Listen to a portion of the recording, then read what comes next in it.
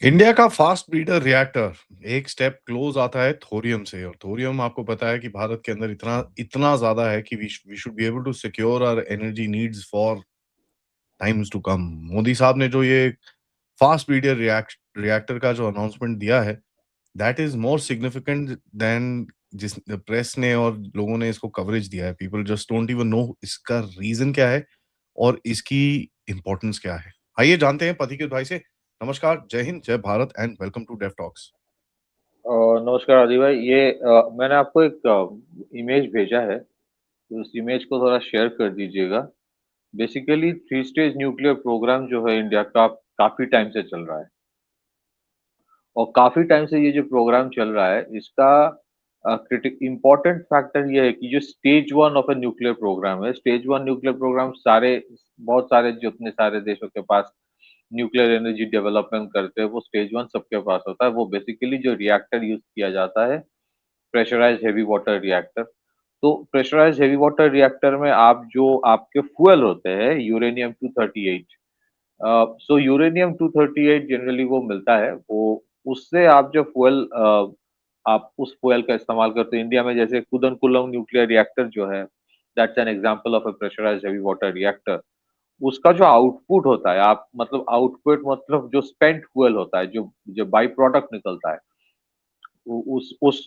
उस यूरेनियम 238 का इस्तेमाल करके जब आप न्यूक्लियर एनर्जी बनाते हो, तो वो बेसिकली होता है प्लूटोनियम। तो प्लूटोनियम जो basically plutonium is one of the raw material for the second stage. India का जो थ्री स्टेज न्यूक्लियर प्रोग्राम है, फर्स्ट स्टेज में एक प्रेशराइज्ड हेवी वाटर रिएक्टर का इस्तेमाल होता है। सेकेंड स्टेज जो है उसमें फर्स्ट स्टेज का जो स्पेंट फ्यूल होता है या आउटपुट होता है, दैट इज प्लूटोनियम, वो इस्तेमाल किया जाता है फिर से यूरेनियम 238 के साथ।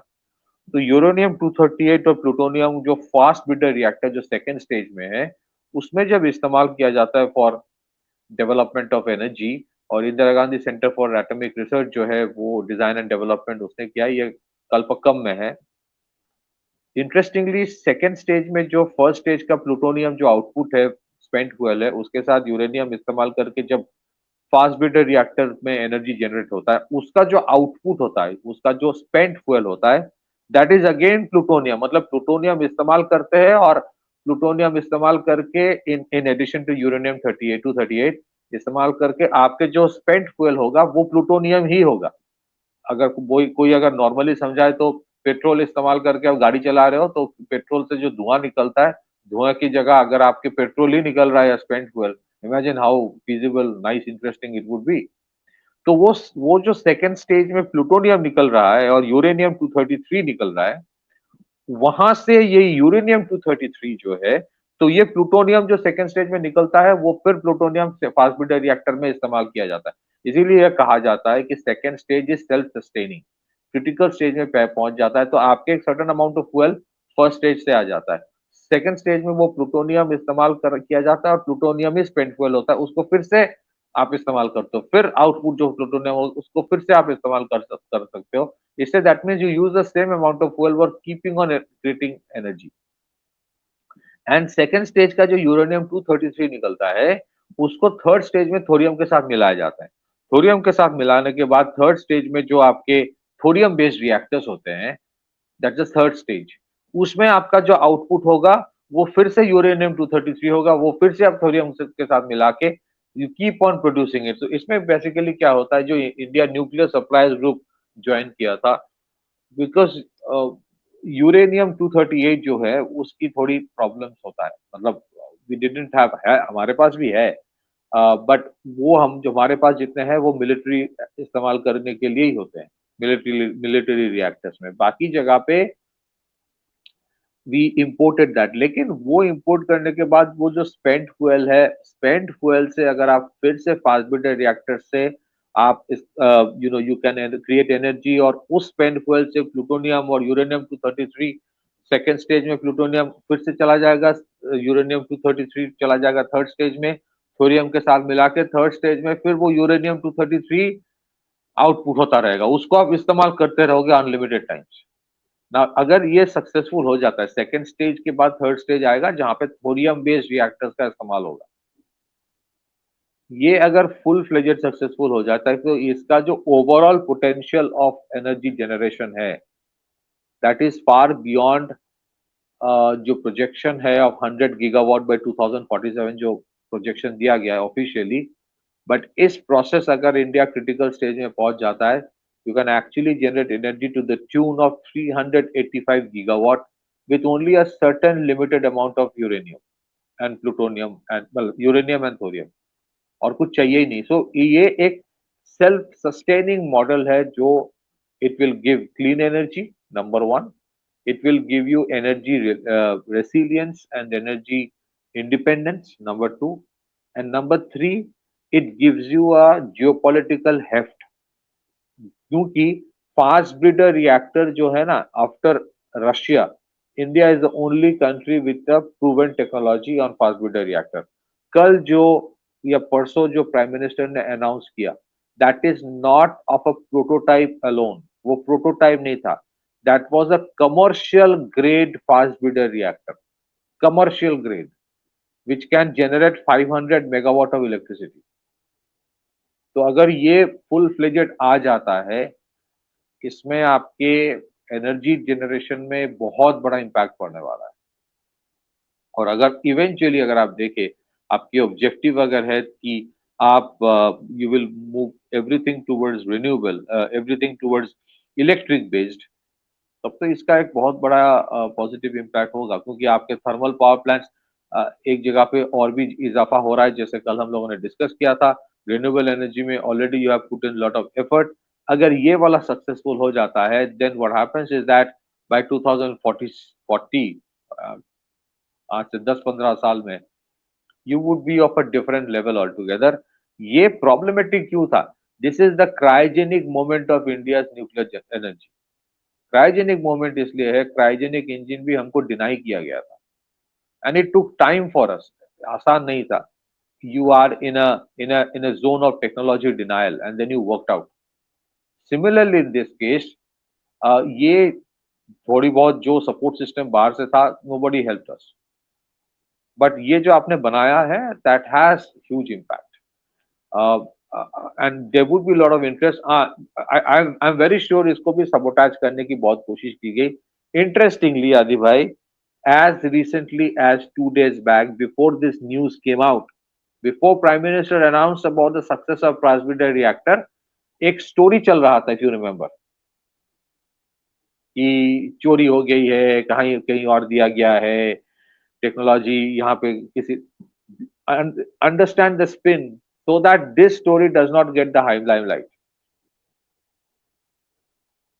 Now in the cloud of ये जो मिडिल ईस्ट में हो रहा है इसका जो रेलेवेंस है ये उतना फोकस में आ नहीं रहा है, बट अगर ये ठीक तरह से कमर्शियल ग्रेड जो है ये अगर लार्ज स्केल में आ जाता है इनवेरिएबली इसका जो सेकंड स्टेज होगा, सेकंड स्टेज मतलब फास्ट ब्रीडर रिएक्टर से आप नेक्स्ट स्टेज में क्या करोगे?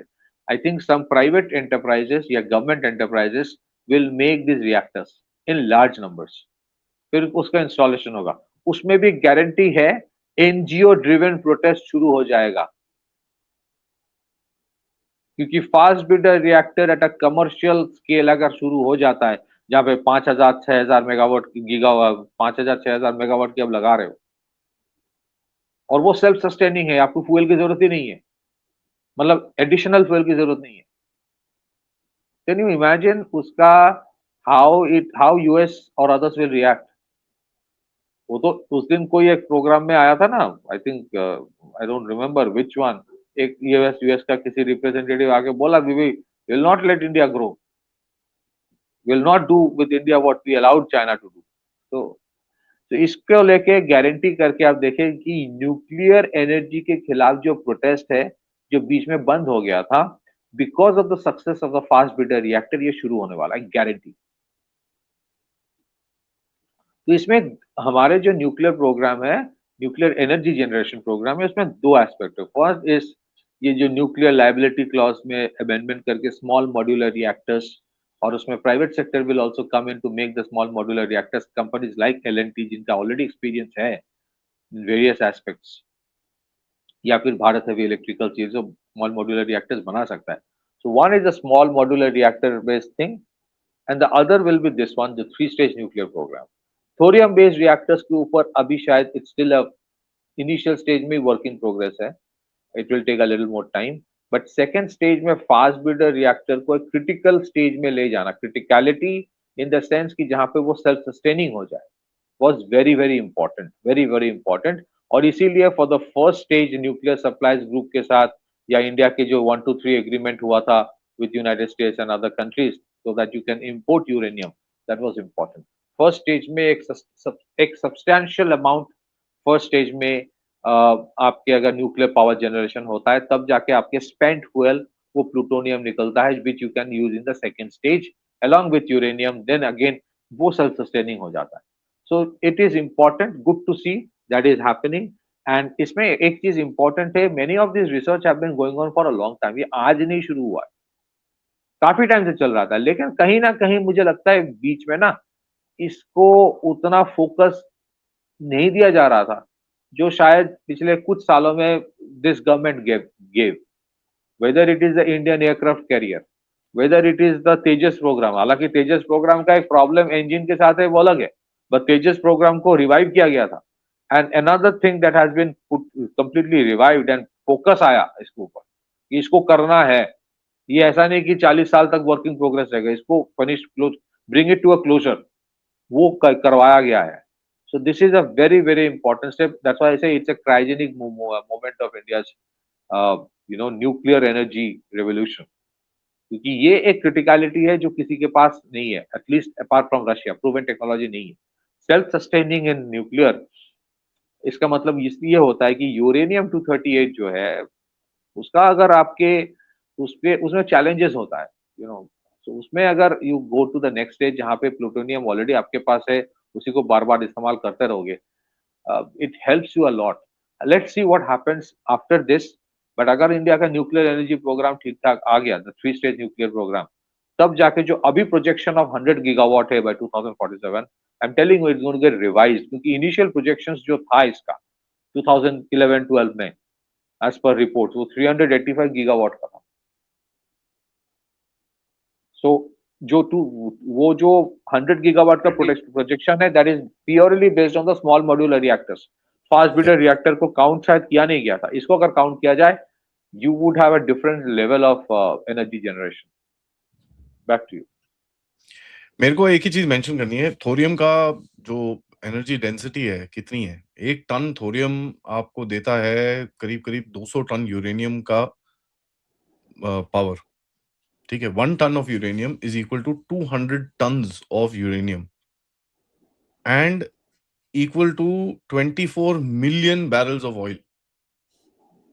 ठीक है, 2.5 करोड़ बैरल अगर आप जलाओगे, उसमें जितनी एनर्जी निकलती है वो सिर्फ 1 टन थोरियम में है.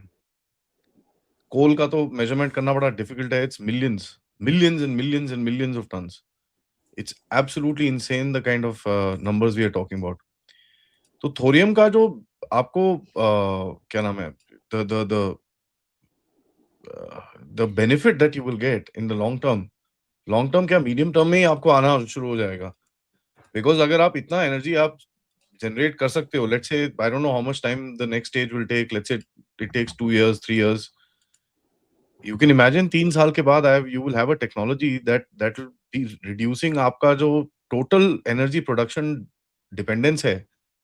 आपको जरूरत ही नहीं है उसके बाद, तो बनाते चलो बिजली जितनी मर्जी बनानी है आपको. You got tons and tons of thorium left with you.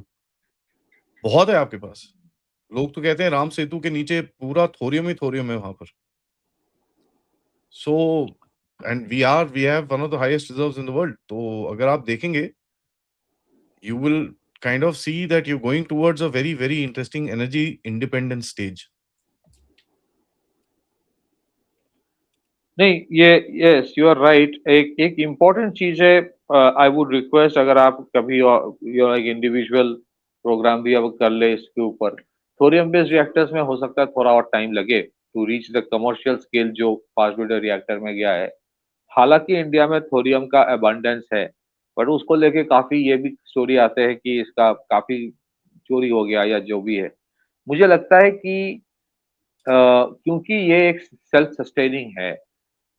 So I feel that time has come कि जैसे स्ट्रेटेजिक पेट्रोलियम रिजर्व है, I think we should also have a strategic thorium reserve. हालाँकि वो अबंडेंस में है, but still इसको लेके problems होता रहेगा। जहाँ-जहाँ देखेंगे थोरियम रिजर्व ज़्यादा है, वहाँ-वहाँ एक्टिविज़्म शुरू हो जाएगा ताकि इसका इस्तेमाल ना हो। और जिन लोगों से एक्टिविज़्म करवाए जाते हैं ज़्यादातर टाइम उनको पता भी नहीं चलता कि उसके पीछे जो लोग फंडिंग कर रहे हैं उनका अल्टीमेट मंशा क्या है। सो मुझे लगता है कि if you I would request some other time you can do it. आपके प्रोग्राम्स कर्नल रैना के साथ भी बहुत अच्छा होता है। तो स्ट्रैटेजिक थोरियम रिजर्व हमारे लिए रखना ज़रूरी है क्योंकि इसको सबोटाज करने की कोशिश की जाएगी। इसको सबोटाज करने की कोशिश की जाएगी। सो फास्ट ब्रीडर रिएक्टर्स के बाद थोरियम बेस्ड रिएक्टर्स आएगा। हो सकता है it might take a little more time, but it is at a scale जहाँ पे आप जेन्युइनली एनर्जी इंडिपेंडेंस की तरफ जा रहे हो। एनर्जी रेसिलियंस तो इंडिया थोड़ा बहुत तैयार कर लिया है क्योंकि इतना 40 दिन से जंग चल रहा है मिडल ईस्ट में, फिर भी उतना असर नहीं आ रहा है आपके प्राइस ऑफ एनर्जी में। That means a lot. That means everything said and done, Government of India, Ministry of External Affairs, Ministry of Petroleum, जितने सारे मिनिस्ट्रीज है, all the officers, they have really done a good job और इसके लिए planning किया है। But the third stage आप इसको मैनेज तो कर रहे हो, as of yet India is managing it, but sometime you have to reach a stage जहाँ पे मैनेज करने की जरूरत ही नहीं होगा। You will be independent of whatever is happening outside. Yeah. So ideal situation will be such. Although I say it's still ideal, it will take time to reach. Ki you would have 33, 33, 33. 33% are based on thermal, coal based, 33% renewable energy and 33% based on nuclear. अगर वो stage में India जा पाए, then that will be an ideal energy mix जहाँ पे आपके clean energy भी होगा and at the same time you would have enough things coming out from nuclear energy and thermal ताकि grid stability भी maintain किया जाए। This is my understanding. Back to you, Adil. That's most important. I think वहीं पे ही आपका जो पूरा कहीं ना कहीं the setup will be maturing enough. Thank you Pratik bhai for that update. सबसे request है वीडियो को like करिए, subscribe करिए and share this with your friends and families and of course stay with a watchful eye क्योंकि काफी लोग होंगे इसको sabotage करने के लिए। ऑलरेडी मैं tweets देख रहा हूँ कई opposition parties की तरफ से, ठीक है, who are wanting to already tell the DMK government कि इसको बंद करो, ठीक है। So just stay watchful. And of course, do support the channel as much as you can. Check out the description for further details. Namaskar, Jai Hind, Jai Bharat.